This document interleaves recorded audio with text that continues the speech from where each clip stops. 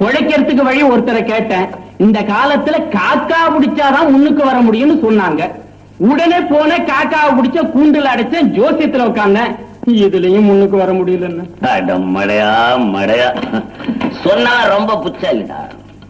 அவன் இந்த நாட்டுல அதான் பெரிய பிசினஸ் உனக்கு சொல்லியிருக்கான். காக்கா பிடிக்கிறதுன்னு அவன் எதுக்கு சொன்னான்னு உனக்கு புரியல. நீ போய் இதை பிடிச்சிட்டு காக்கா பிடிக்கணும் தெரியாதுல்ல, தெரியாது. பின்னாலே வருவான்.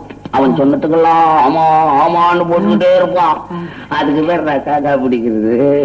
நீ போய் இந்த காக்காவை பிடிச்சுக்கிட்டு வந்திருக்க. சனீஸ்வரன் பகவான் வாகனண்டாது. நாராயணா நாராயணா. என் பேர் உங்களுக்கு எப்படி தெரியும்? இதுல இருந்து தெரியுதா நீ ஜோசியனா நான் ஜோசியனான்னு? என்னடா டேய், ஏதோ திடீர்னு பணம் வந்துட்டாதான் ஆழம் மறந்துடுவானுங்க. நீ இருக்க இருக்க வறுமையில இருக்கும் போதே மறந்து போறீங்களாடா டேய்.